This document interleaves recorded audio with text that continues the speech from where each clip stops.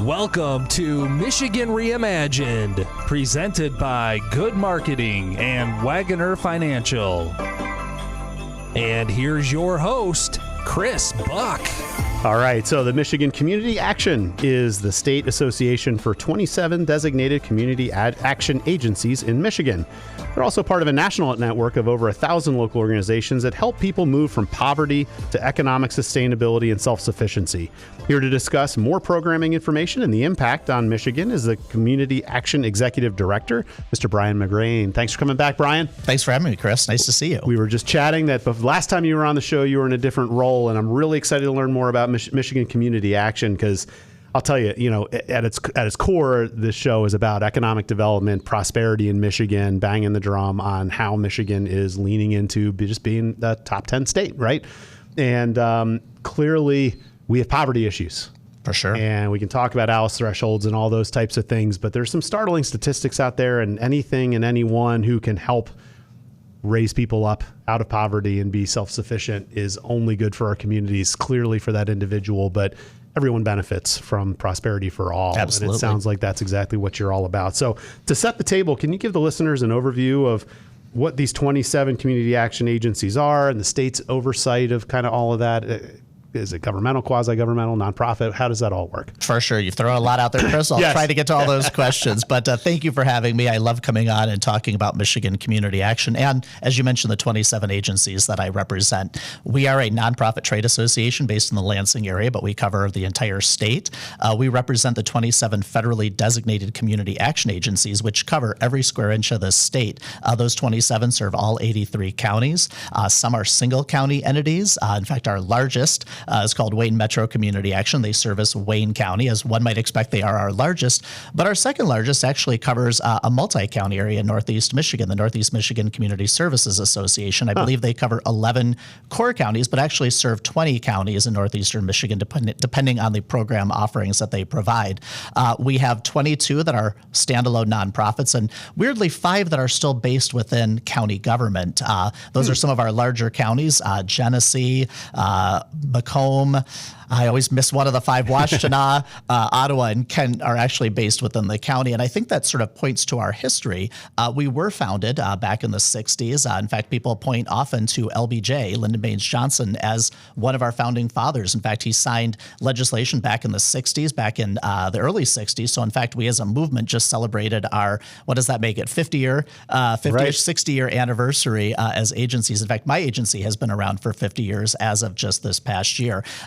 But these agencies were created initially with government, but also with public, with private input. Was creating sort of these social safety networks that could care for poverty or for people in poverty and could work to get people out of poverty. In fact, the 60s, as has been noted, was a time of social unrest, and certainly the response was, how are we figuring out ways of social and economic justice? So these 27 agencies in Michigan, as you mentioned, are part of a network of about 1,000 across the nation. I think we cover some 99% of all U.S. territory. We operate in Alaska and Hawaii. But again, these agencies are large, mostly nonprofits that work in the social services arena. You mentioned about getting people up and out of poverty. I like to think that these are agencies that are the teach a man how to fish agencies. So typically we'll run programming that will get people involved in wherever they are. Maybe people come to us because they're looking for emergency utility assistance or emergency housing assistance or emergency food assistance. You name it. We often say there's no wrong door into a community action agency. You come because you need help.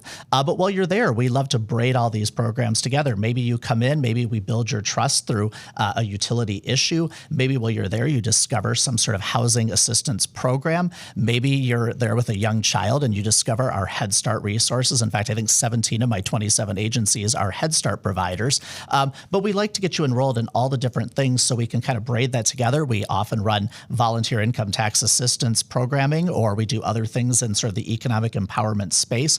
But really, again, it's how can we get you to a better place than we found you? How can we help you build towards self-sufficiency and financial independence? So it's really cool how these agencies do what they do. I'm really proud of all of them. They're urban, they're rural, they're northern Michigan, they're West Michigan. They're all over the state. And again, it's an honor to represent them. Right on. Okay. So like you said, each chapter kind of has its own flavor, but the mission certainly is the same. So are they all funded the same way? Yeah, good point. Each one is locally controlled, and that's a really cool method or sort of a circumstance that they all are in. Their boards are made up of community members, usually a third elected officials, a third community partners, and a third of the people on the boards of these agencies are actually those who have received services or who have been clients of the program. So they do control what's offered locally. They are able to sort of choose their programming mix based on local community needs. Sure. So I mentioned 17 run Head Start agencies, a number run weatherization programs, a number are in the food assistance space, but each agency really gets to choose that for themselves based on community need and input. So funding, quite often it's federal governmental funding. Again, Head Start, giant federal program. But what makes them all community action agencies is that they all access a resource called the Community Services Block Grant. That was money that decades ago was basically block granted to the states and then doled out to the agencies to, again, assist with locally oriented programming. So much of their funding currently is federal. It's federal and or federal pass-through to the states and or state funding. More and more, though, we're finding, like many nonprofits, we have to be fundraising locally to cover the needs that are emergent and again, those that are long-term. Right on. Well, I want to tip the cap to our friends at Good Marketing. Here at Michigan Reimagine, we tell the stories of passionate Michiganders doing great things across the state, like Brian McGrain here today. Today's podcast sponsor, Good Marketing, helps organizations tell those stories in powerful and measurable ways. As a behavior-changing accelerator, Good partners with mission-driven clients to inspire action, shift mindsets, and strengthen communities. From advancing affordable housing to protecting natural resources and expanding education and workforce opportunities, their work moves Michigan forward. See how they're helping shape Michigan's future at goodmarketing.com. That's GUD marketing.com. So it makes a lot of sense to have each of these 27 have their own themes, right? Because the problems in Detroit are different than the problems in maybe in Alpena and Benton Harbor or wherever. So I really do appreciate that. Federal funding worries me a little bit, but I guess some of that is, clear. Do the funds come from other places? Do you have fundraisers and do you accept donations? For sure. Okay. Please. In fact, I'd love to direct people to their local community action agency. In fact, the holidays, we had all launched on a holiday giving drive, like many nonprofits. Yeah, sure. But again, to really point out that there are folks in the community that are struggling with utility bills or housing. Housing is a big theme nationally, of course, but certainly they're always looking for locals, for funds, for volunteer efforts. Again, you mentioned the funding sources. Federally, we faced some consternation this year. Earlier in this year, I think we faced a crisis moment where all federal grants were frozen. Right. And it was a scary moment. In fact, we had one Head Start agency immediately have to close. More recently, with the federal government shutdown, we had a number of agencies that had renewing grants where there was nobody there to process the paperwork. The funding system wasn't working to draw down money. So sadly, we had another agency, actually I believe two, temporarily closed their doors. And again, let me stress that none have permanently closed at this point. Yep. But we did have a couple agencies in the Upper Peninsula that did have to send children home for 2 weeks. In fact, our northern and westernmost agency is in Gogebic-Ontonagon, and they were one of the first ones with this latest federal shutdown to close their doors, and that meant 22 staff members were going home, but more sadly, 100 children and their families were impacted. And in a small, rural, western Upper Peninsula community, I mean, that's a big deal. So part of my job, of course, being at the state agency is to represent those needs, those situations, to be an advocate, to be an educator, to work with not just our legislature here in Michigan, but federally to make sure that our Congress people understand too what's going on. And in fact, we do know that Congressman Bergman from Northern Michigan very much did understand the importance of community action and was a signer on to a letter that we recently did nationally to support the Community Services Block Grant. So I think people, again, sometimes you don't realize what's going on. I mean, community action sometimes is a really well-kept secret. But again, they're in every community. They're just doing what they do. They're working with families to transform their lives. Right on. And you talked earlier in your comments about not just teaching a man to fish. So, but then you talked about people who need food, people who need shelter, people who need utility help. So those are clearly people who need a fish, to get going. But I noticed that you have a lot of events and trainings like on your website. And clearly that is the teach. How do you get people to get lifted up and get out of the circumstance maybe that they're in? Talk about the events and training calendar that I saw on your website And I know it probably differs from all 27 agencies, but what kinds of things do you educate people on? For sure. As a state association, I mentioned that one of our big tasks is to advocate and educate when it comes to our government officials or others in the general public. Again, doing this interview is really important to share the word. But another part of us as being sort of a traditional trade association is that we do provide training opportunities to our members. So we do several big events. We have a big summer conference where folks from all of those 27 agencies come together to be inspired, to learn. We teach on minutia around federal and state grant requirements and program requirements. And I will tell you too, these community action agencies are so well run, they're required to be. There's a lot of organizational standards that they have to adhere to be community action agencies. So we always point that out. They're very transparent, very well run. They check all the boxes. They do all the audits. You're not going to find more well-run nonprofits out there. But again, a part of our role is to just make sure that they stay there. So we do teaching around all those organizational standards. We do teaching about best practices that are emerging, sometimes amongst our members themselves, but sometimes from elsewhere across the nation. In fact, we always like to point out that one best practice today could be, a widely held practice in the future. In fact, at one point, Head Start was an idea. Weatherization was an idea. Some agency tried that out and it worked, and we found valuable programming through that. So we like to encourage, inspire, and do all those things with the trainings. What is that? What is weatherization? Yeah, good. I'm glad you asked. I've thrown that around a couple of times. So weatherization is this sort of interesting mix where we're able to go into a home, perhaps a home owned or resided in by a low-income family, and sort of see what is the energy situation. Okay. Quite often a lower income family might have a home with terrible insulation, maybe no insulation, terrible windows, outdated HVAC equipment. We're able to go in and sort of do energy auditing, but then also bring to the table dollars where maybe we can replace some of that aging infrastructure, ultimately so we can lower those utility bills. If all of your household funding is going towards paying for gas for a 40-year-old furnace, that's a bad use of funding for the family, certainly. But it's a cool sort of thing because, again, we're combining energy awareness and sort of the environment and all these different things. So again, we're not just benefiting a family, we're actually probably benefiting the larger community.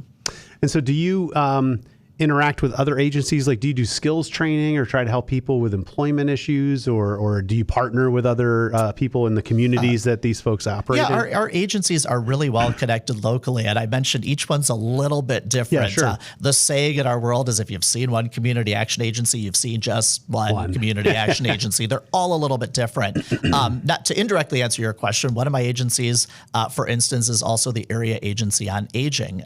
One of my agencies actually was the Michigan Works affiliate for a number of years. Now they separated for their own reasons, but yes, we're quite connected with others in the community, other agencies that are doing work with maybe a similar population, because we do realize that your job situation, your education is probably certainly going to impact your earnings, your family's earnings, and the lifestyle that you're able to lead. But so you almost act more like a quarterback, like you're maybe the tip of the spear.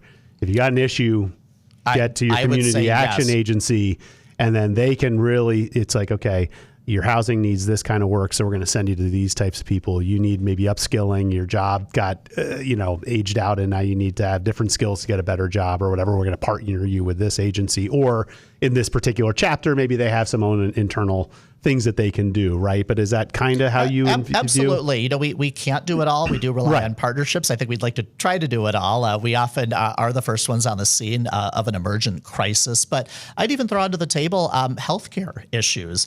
We've had some of our agencies that have been partners with federally qualified health centers where maybe they've co-housed them because, again, you might have a medical issue, you might have medical bills. That might be a doorway in which you come in where you're like, my life is a mess. I had this situation with a medical bill that I need help paying. Like, please help me. Right. And I saw the acronyms, I guess, ROMA, ROMA, and RPIC, RPIC. They were referenced. What are those? Very industry specific. So I mentioned that we're very accountable. We're very transparent. Yes. ROMA is actually, it's a results-oriented management. It's basically what all of our agencies are required to do. So sort of a technical piece. Again, it's very much looking into sort of what is that logic model behind the things we're doing. So here's the issue. How are we trying to solve it? What are the inputs? What are the outputs? And what are ultimately the metrics that we're measuring? So when I mentioned that these are very well run, very accountable nonprofits, it's because they have to be. They're required to do these sorts of things to justify their funding. And I think they care deeply too. I think none of us want to be doing something and at the end of the day be like, wow, that didn't generate any results. I think we care deeply again about showing here came a family in the door and here's how we were able to send them back out into the world. Of course. And I found that on your website, the state, and in my preparation, I'm looking for things on your website, but that is kind of how you steward the 27 so as a state researched, okay, Chris. Absolutely.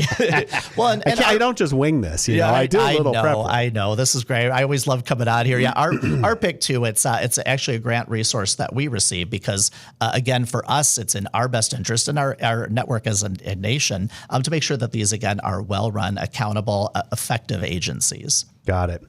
Let me give a nod to my friend Chris Silker at Keller Williams. We all need a place to call home, and Chris Silker of Keller Williams Advantage and Team offers the expertise that you're looking for. He's helped clients navigate the complicated world of real estate in mid-Michigan for over 10 years, providing the best information possible at the right time to empower the best decisions.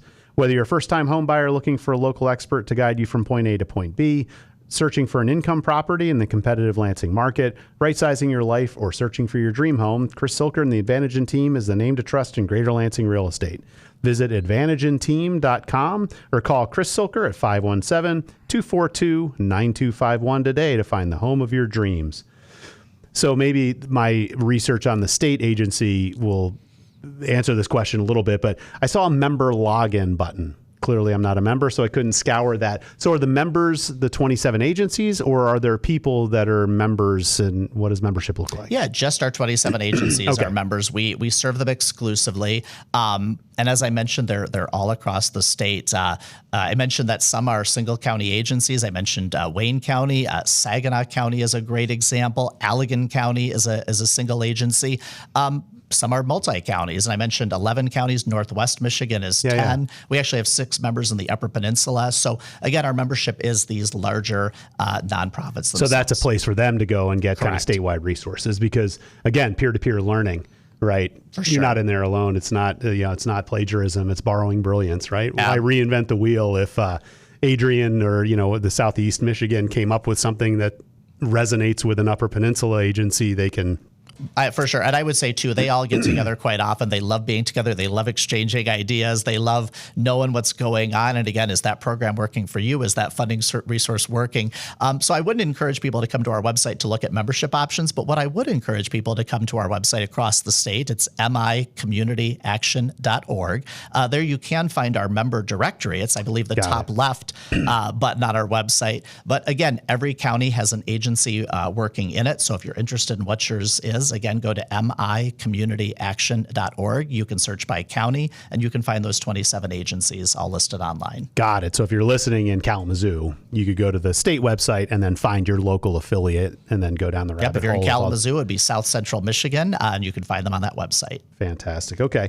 So what metrics are important to the community action agencies? Like what's your barometer? What's your scorecard look like? What needle are you trying to move? Yeah, I think there's a variety that you would look at. Some of our programs we do consider to be multi-generational. In fact, we talk about Head Start as not just being an educational program for one child now, but for being an actual multi-generational exit out of poverty. So each program is going to look a little bit different. Sometimes it's difficult to track those long-term outcomes, but I think we would look at, again, is a family able to come in? I'll tell you, one agency has a really great sort of score sheet, maybe a matrix that they're looking at where they can look and say, like, did you come in housed?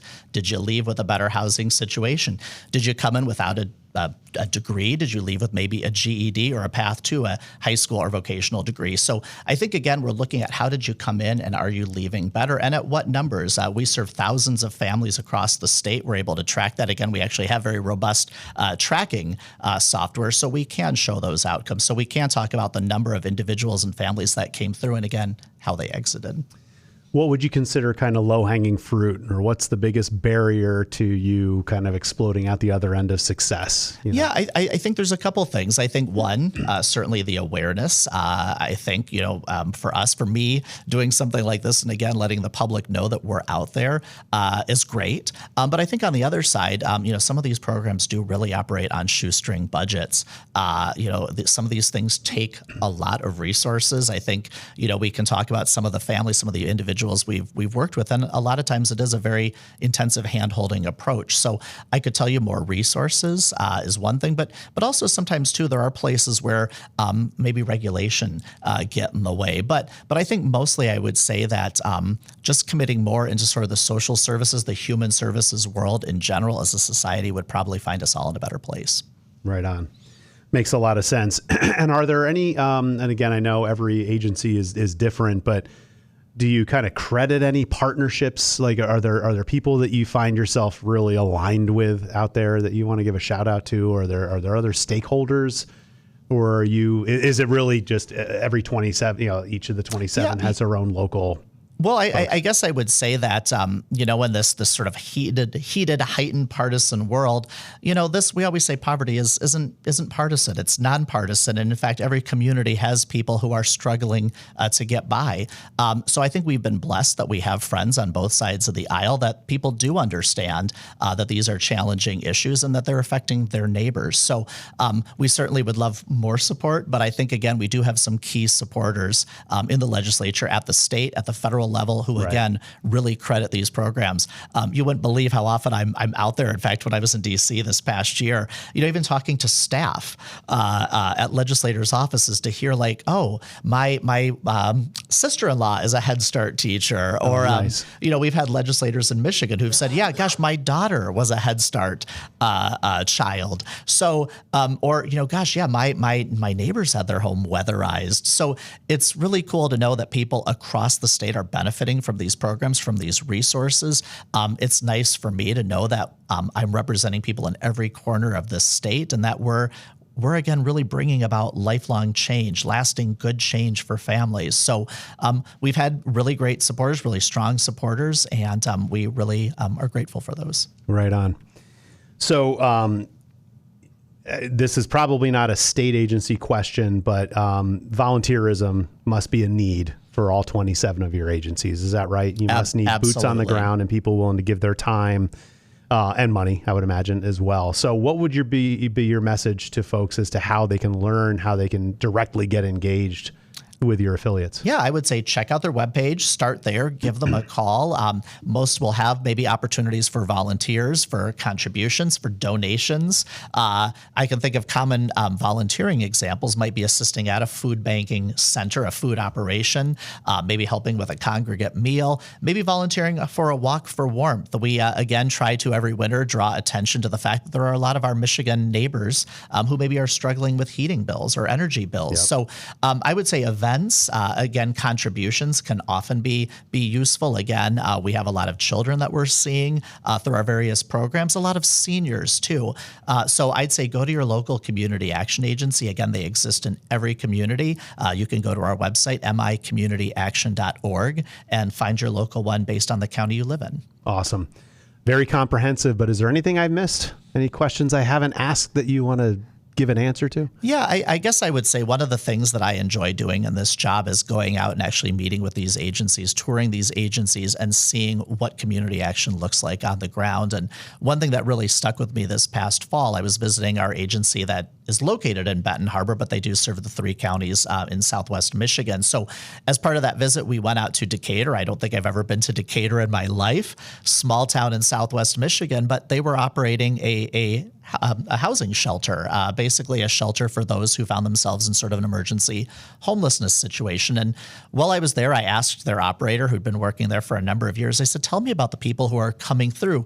What's the youngest person and what's the oldest person you've seen come through this shelter? And the answer was shocking. It shouldn't have been shocking, but he told me about a woman who'd been living there. She was pregnant. She had the baby, and she returned to the shelter with her infant.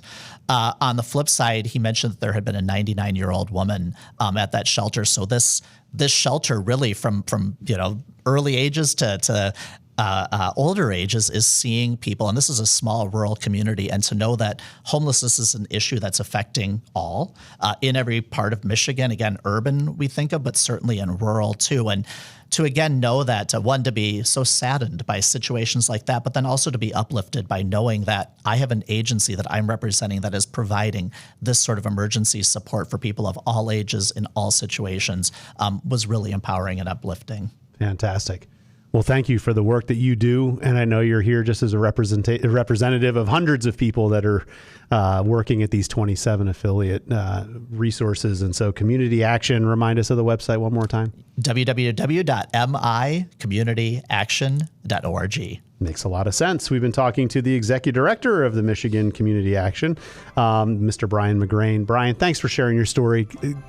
All the best to raising all the money that you need and getting all the volunteers required to meet your mission. And you're probably never going to be done, but hopefully you can really, move that needle for us. So thank you for your Chris. work. No, my pleasure. And I'd love to give a final shout out to all my loyal sponsors. We've got Wagoner Financial, Good Marketing, Triterra Environmental, Keller Williams Advantage and Team, Michigan Rise, Kirk Byron State Farm, and the attorneys at Foster Swift. These are all fantastic people that are worth the call.